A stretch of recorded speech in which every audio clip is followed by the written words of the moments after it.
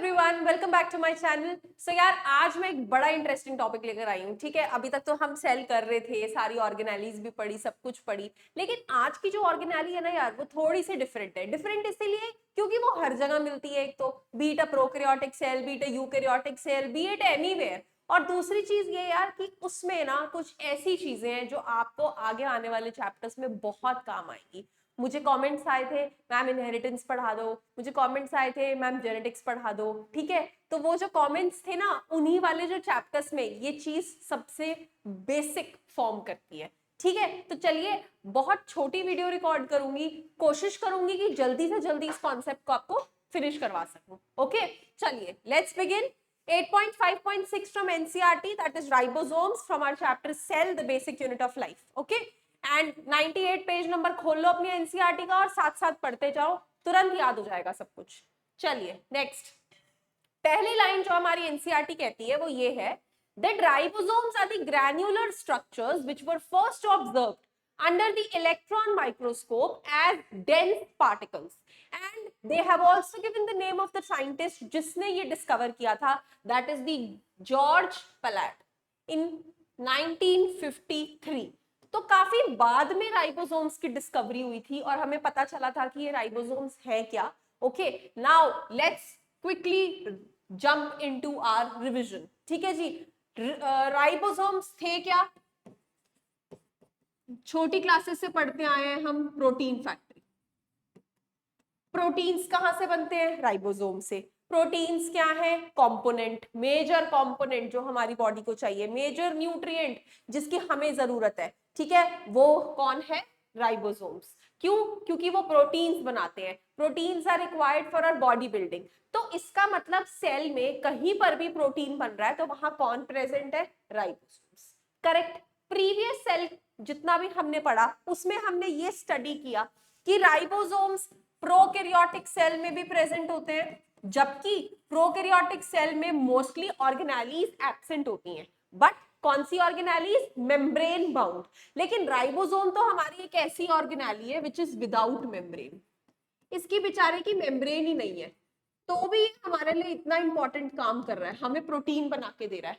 ठीक है जी, तो प्रोकैरियोटिक सेल में प्रेजेंट है ये ribosomes. Similarly they are also present in our eukaryotic cells. तो ये सब जगह प्रेजेंट है, प्रोकैरियोटिक सेल्स में भी, यूकैरियोटिक सेल्स में भी। लेकिन हमने एक फिगर पढ़ा था कि प्रोकैरियोटिक सेल में we found 70s ribosomes, whereas eukaryotic cell में हमने 80s राइबोसोम्स पाए। ठीक है, अब ये क्या थे? मैंने तब के लिए आपको होल्ड करने के लिए कहा था कि ये इनके सिर्फ नाम है। प्रोकैरियोट का नाम 70s, यूकैरियोट का नाम 80s। ठीक है, लेकिन ये क्या है उसकी डिटेल में मैंने आपको घुसने से मना किया था। लेकिन इस लेक्चर में मैं आपको इसकी पूरी डिटेल बताऊंगी कि 70s और 80s का मतलब क्या है। ऑल्सो ये यूकैरियोटिक सेल के अंदर काफी जगह प्रेजेंट होते हैं, न्यूक्लियस के अंदर, साइटोप्लाज्म के अंदर, ईआर के ऊपर, माइटोकॉन्ड्रिया के ऊपर, अंदर सॉरी, प्लास्टिड के अंदर। ठीक है, ईआर में जो हाँ प्रेजेंट होते हैं उसको आरईआर कहते हैं। तो काफी जगह ये राइबोसोम्स मिलते हैं। And for your information let me tell you कि सब जगह अलग अलग होते हैं, जो अभी हम धीरे धीरे पढ़ेंगे। करेक्ट। सो राइबोसोम्स हमें पता लग गया ग्रैन्युलर स्ट्रक्चर्स है। ग्रैन्युलर है तभी तो वो ईआर का सरफेस भी रफ कर देते हैं, तो दानेदार से होते हैं। ठीक है, first observed under the electron microscope, क्योंकि बिल्कुल यार सब सेल्यूलर ऑर्गेनेली है, सेल ही मुश्किल से माइक्रोस्कोप में दिखता है, तो उसके भी अंदर की चीज है, डेफिनेटली इलेक्ट्रॉन माइक्रोस्कोप में दिखेगी। डेंस पार्टिकल्स, डेंस मतलब काफी ज्यादा प्रेजेंट होते हैं। ठीक है जी, एंड किसने देखे थे? George Palade. चलिए आगे चलते हैं।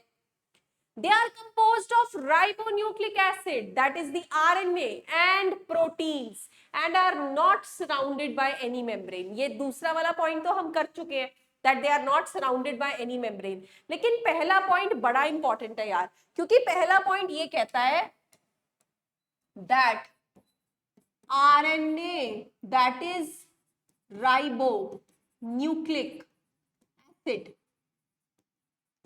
प्लस प्रोटीन, दोनों मिलके बना रहे हैं किसे? राइबोसोम्स को। तो जिस तरीके से हमारी सेल मेम्ब्रेन प्रोटीन्स और बाइलेयर ऑफ लिपिड से बनी थी, उसी तरीके से हमारे राइबोसोम्स न्यूक्लिक एसिड से, कौन सी न्यूक्लिक एसिड? आरएनए से। और प्रोटीन से बने हैं, और इसीलिए हम उनको राइबोसोम्स के नाम से जानते हैं। So what is the composition of ribosomes? RNA and protein, right. अब एक चीज, जो भी proteins, I use a good colour pen, pink लेते हैं चलो, जो भी आरएनए राइबोसोम्स के अंदर मिलते हैं, जिनसे राइबोसोम्स बन रहे हैं, उस आरएनए का एक नाम है, दैट इज आरआरएनए। ठीक है, तो अब आपको लग रहा होगा कि अच्छा ये है आरआरएनए, इतना पढ़ते हैं यार हम, टीआरएनए, एमआरएनए, पता नहीं क्या क्या, लेकिन कभी समझ नहीं आता कि ये चीज है कहां से। But I make sure that it becomes very very easy for you. ठीक है जी, तो आरआरएनए हमने उसका नाम दे दिया उस आरएनए का, जो हमें किस में मिला? राइबोसोम से। आर से राइबोसोम्स, और इसलिए हमने यहां क्या लगा दिया? RRNA. Correct. So this statement is understood that they are composed of ribonucleic acid and proteins. चलिए, eukaryotic ribosomes are 80s and prokaryotic are 50s 70s, sorry, ये तो मैंने आपको स्टार्टिंग में ही बताया। अब यूकैरियोटिक के अंदर this is present inside nucleus, this is present inside cytoplasm, this is present inside endoplasmic reticulum. यहां पे सब जगह हमें 80s मिलेगा, लेकिन माइटोकॉन्ड्रिया में, प्लास्टिड्स में, इन ऑर्गेनेलीज में खुद का राइबोसोम होता है। हमने पढ़ा था, दे हैव खुद का डीएनए, खुद का राइबोसोम, है ना। तो यहाँ पे ये मिलता है 70s। वेयर एज प्रोकैरियोट्स में ये सब जगह हमें कितना मिलेगा? 70s। तो मोस्टली हमें 70s राइबोसोम्स जो है वो काफी जगह मिलते हैं। करेक्ट। लेकिन इन ये है क्या? What do we actually mean by 80s and 70s? Each ribosome has 2 subunits, 2 subunits होते हैं, that is larger and smaller. अब अगर मैं आपको राइबोसोम का डायग्राम दिखाऊं तो you will be able to understand what do we actually mean by subunit. ठीक है, सी, ये सब यूनिट्स हैं, this is the larger one, this is the smaller one. तो ऐसे करके 2 यूनिट्स होते हैं जिन्हें आप कंबाइन करो एक टोपी की तरह, they will form 1 single ribosomes. ठीक है, वो एक राइबोसोम बनाएंगे। मूविंग बैक, इसमें मत पढ़ो, कंफ्यूज मत होना। ठीक है, सो ईच राइबोसोम हैज 2 सब units, 1 larger one, 1 smaller one. है क्या? बने किसके हुए? बेशक 2 सब यूनिट्स हैं, लेकिन हमने पढ़ा कि ये बने होंगे आरएनए के, जिसे हमने आरआरएनए कह दिया, और बने होंगे प्रोटीन्स के। करेक्ट, क्योंकि ये राइबोसोम फॉर्म कर रहे हैं और राइबोसोम की कॉम्पोजिशन यही है। 2 subunits of 80s ribosomes are 60s and 40s। जो 80s के 2 सब यूनिट्स हैं उसमें एक का नाम 60s हो गया, एक का नाम 40s हो गया। लेकिन 70s वाले के जो 2 सब यूनिट्स हैं उसमें एक का नाम 50s है, एक का नाम 30s है। तो ये इनके नेम्स हैं, मैथमेटिकल कैलकुलेशन पे नहीं जाना है, राइट। जस्ट हमने इनको नेम प्रोवाइड किया है। और क्यों हमने इसको ऐसे ऐसे नाम प्रोवाइड कर दिए, क्यों इनके फिगर लगा दिए, क्यों इनको एस बोल दिया, ये एस क्या है? ठीक है, तो एक बारी क्विकली देखते हैं कि वो एस क्या है। S is known as Svedberg's unit which stands for the sedimentation coefficient. चल अब इसे समझते हैं।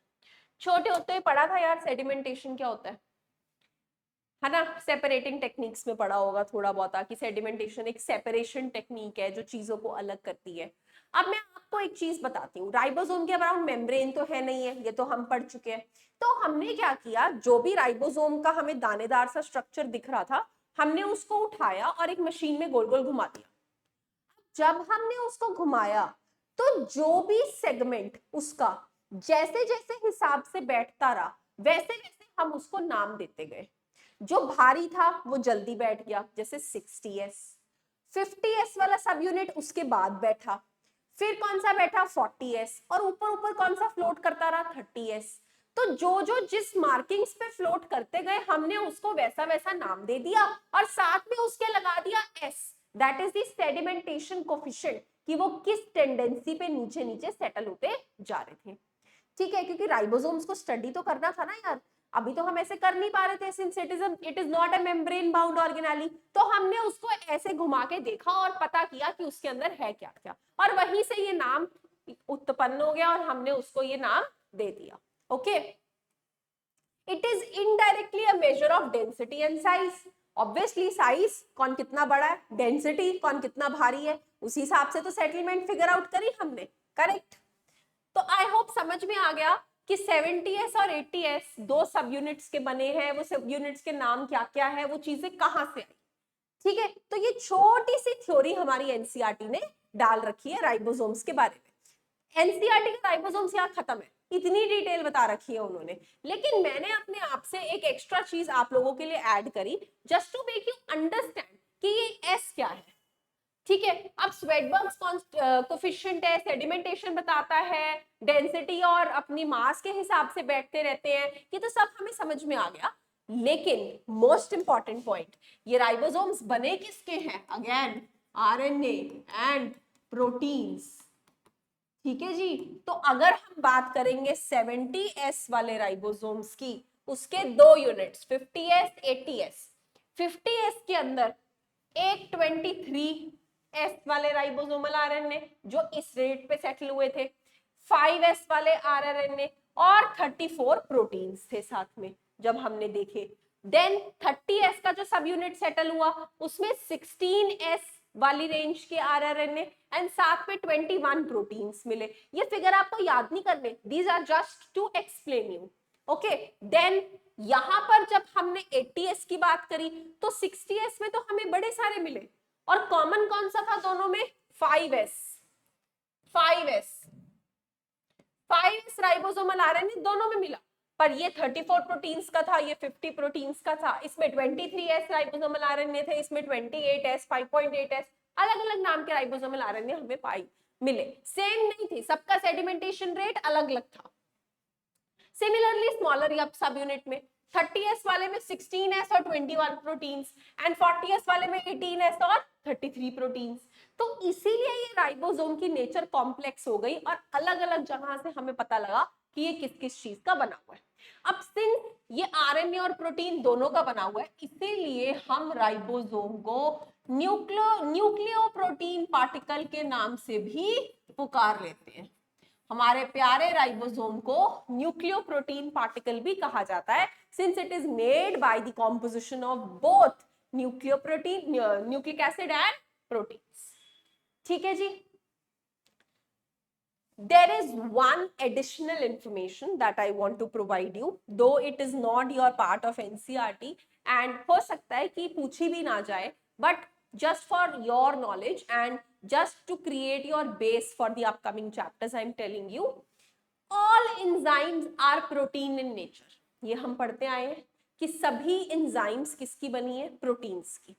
लेकिन बेटा एक एंजाइम है हमारी बॉडी में जिसे हम बोलते हैं पेप्टाइडल ट्रांसफरेज, और उसे राइबोजाइम के नाम से भी जाना जाता है। इस नाम को पढ़ते ही सबको समझ में आ गया होगा। आगे क्या लिखा है? राइबो। किधर मिलती है? राइबोसोम्स में। क्योंकि ये राइबोजाइम किसकी बनी हुई है? आरआरएनए की, न्यूक्लिक एसिड की बनी हुई है। So this is the only enzyme which is made up of nucleic acid and not protein. इसको कहीं अपने स्टार मार्क करके ऐड कर लेना। और ये किस चीज का काम करती है? सिंस ये एंजाइम है, it helps to keep on adding amino acids to form proteins. तो इसीलिए तो ये राइबोसोम्स में मिल रही है। तो अमाइनो एसिड्स के बीच का जो कनेक्शन है वो कौन सी एंजाइम फॉर्म कर रही है? This enzyme is forming which one? Peptidyl transferase, जिसका दूसरा नाम क्या है? Ribo enzyme.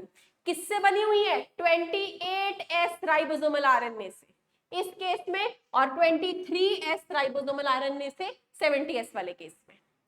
ठीक है जी, also known as the peptidyl transferase, responsible to connect amino acids to form different proteins. तो ये एक एक्स्ट्रा इंफॉर्मेशन थी हमारे राइबोसोम से रिलेटेड। ये आपके एनसीईआरटी में गिवन नहीं है, ना ही आपको ये सब यूनिट्स के याद करने हैं कि किसमें कितने हैं, कुछ नहीं याद करना। सिर्फ एक दो क्वेश्चन जो मुझे लगता है कभी पूछा जा सकता है वो ये है कि दोनों में कॉमन कौन सा है, 5s RNA 5s RNA, ठीक है। ऑल्सो ये वाला एंजाइम है, एंड ये ऐसी एंजाइम जो क्या बना रही है, proteins. Also it is exception क्योंकि ये न्यूक्लिक एसिड से बनी है, प्रोटीन से नहीं बनी, जबकि बॉडी में बाकी सारी एंजाइम्स किससे बनी है, प्रोटीन से।